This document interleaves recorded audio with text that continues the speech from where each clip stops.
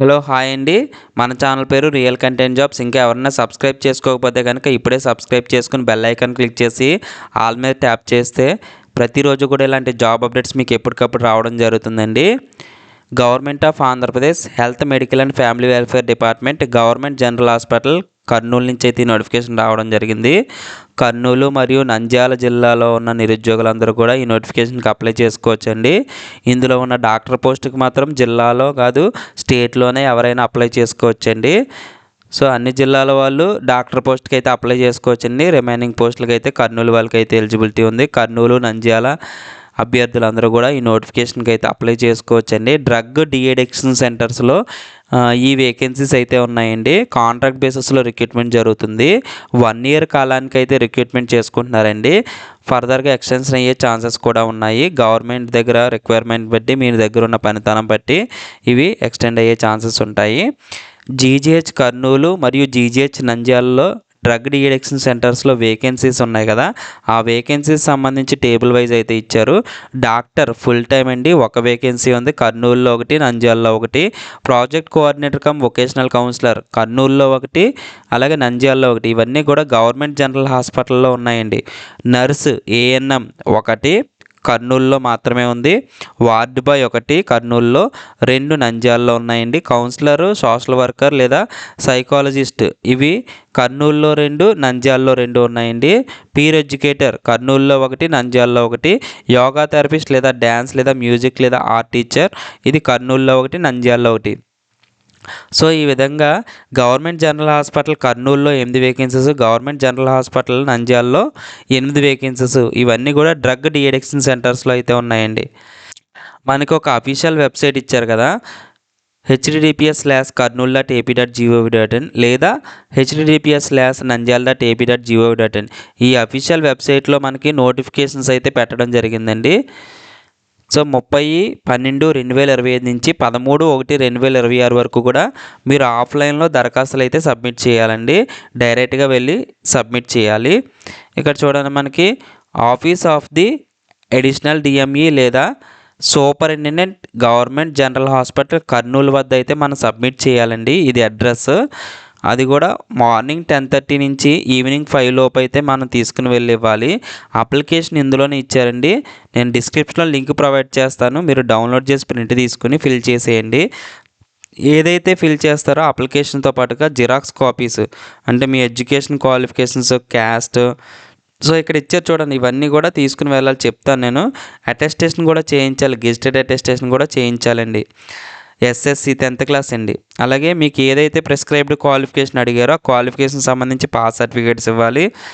అలాగే మీరు ఓడి సర్టిఫికేట్స్ ఉంటే ఓడి సర్టిఫికేట్, అలాగే రిజిస్ట్రేషన్ ఏదైనా ఉంటే రిజిస్ట్రేషను, మార్క్ లిస్టులు అన్నీ పెట్టాలండి. Caste certificates, SC ST BC వాళ్ళు, ఫిజికల్లీ ఛాలెంజ్డ్ ఎవరైనా ఉంటే అంటే డిజబిలిటీ సర్టిఫికేట్ పెట్టండి. అలాగే ఎక్స్ సర్వీస్ మ్యాన్ ఎవరైనా ఉన్నా దానికి సంబంధించి సర్టిఫికేట్ పెట్టచ్చు. 4th through 10th study certificates పెట్టాలండి. సర్వీస్ సర్టిఫికేట్ అంటే ఎక్స్పీరియన్స్ ఉంటుంది కదా, దాంతోపాటుగా అపాయింట్మెంట్ ఆర్డర్ కూడా పెట్టాలి. కాంట్రాక్ట్ అవుట్సోర్సింగ్ హానరేరియం సర్వీస్లో వర్క్ చేసిన వాళ్ళు. అలాగే డీడీ ఒకటి పే చేయాలండి. డీడీ లేదా బ్యాంకర్ చెక్ అని చెప్పేసి ఇచ్చారు కదా, అది ఎవరి పేరు మీద పే చేయాలంటే in favour of hospital development society fund, superintendent government general hospital Kurnool, ఈ పేరు మీద మనం పే చేయాలండి డీడీ అనేది. ఆ డీడీ కూడా ఎంత పే చేయాలంటే కింద ఇవ్వడం జరిగింది, అది నేను క్లియర్గా అయితే ఎక్స్ప్లెయిన్ చేస్తాను. సో ఇక్కడ మనకి ఏ ఏ పోస్టులు ఉన్నాయి ఏంటి అనేది కూడా ఇవ్వడం జరిగింది. క్వాలిఫికేషన్ ఇచ్చారండి, పక్కనే మంత్లీ శాలరీ కూడా ఇచ్చారండి. సో ఒకసారి చూసేద్దాం. డాక్టర్ ఇది ఫుల్ టైమేనండి. ఎంబీబీఎస్ అయితే చదువు ఉండాలి. దాంతోపాటుగా మెడికల్ కౌన్సిల్లో రిజిస్ట్రేషన్ ఉండాలండి. 60,000 అనేది మంత్లీ శాలరీగా రావడం జరుగుతుంది. Project coordinator cum vocational counsellor, దీనికి గ్రాడ్యుయేట్ అంటే డిగ్రీ అండి. డిగ్రీతో పాటుగా ఎక్స్పీరియన్స్ ఉండాలి, అది కూడా 3 years మినిమం ఉండాలని చెప్పేసి ఇచ్చారు. ఏదైతే రన్నింగ్ సర్చ్ సెంటర్స్ ఉన్నాయో వాటిని డెమాన్స్ట్రేబుల్ క్యాపబిలిటీ అయితే ఉండాలని చెప్పేసి ఇవ్వడం జరిగింది, ఆ 3 years ఎక్స్పీరియన్స్. అలాగే మీకు వర్కింగ్ నాలెడ్జ్ అయితే ఉండాలి కంప్యూటర్కి సంబంధించి. 25,000 మంత్లీ శాలరీగా రావడం జరుగుతుందండి. నర్సుకి సంబంధించి జీఎన్ఎం లేదా బీఎస్సీ నర్సింగ్ డిగ్రీ అయితే చదివి ఉండాలి. దీనికి 15,000 మంత్లీ శాలరీగా రావడం జరుగుతుంది.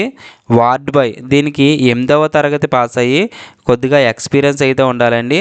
హాస్పిటల్స్లో లేదా హెల్త్ కేర్ సెంటర్స్లో లేదా డ్రగ్ డిఅడిక్షన్ సెంటర్స్లో మీకు ఎక్స్పీరియన్స్ అయితే ఉండాలి. 13,000 అనేది మంత్లీ శాలరీగా రావడం జరుగుతుందండి.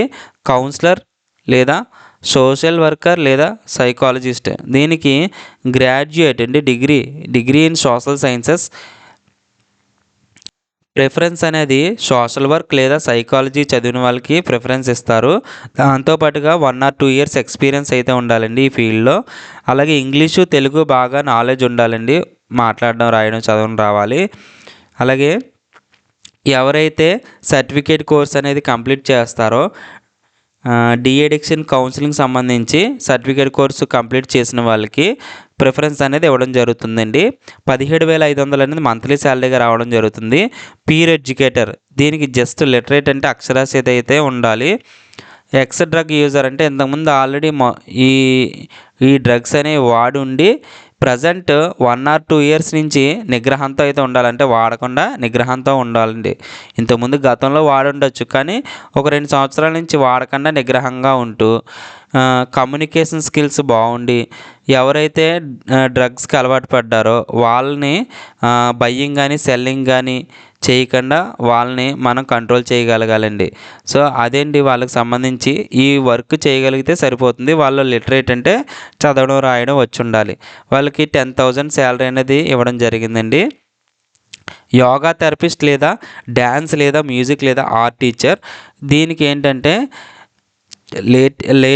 లీస్ట్గా 3 years ఎక్స్పీరియన్స్ అయితే అడిగారండి. అంటే అట్లీస్ట్ 3 సంవత్సరాల ఎక్స్పీరియన్స్ అయితే ఉండాలి.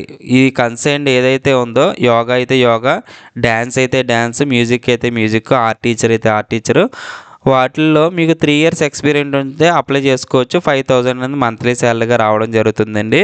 సో వీటికి రోస్టర్ పాయింట్స్ కూడా ఇచ్చారండి.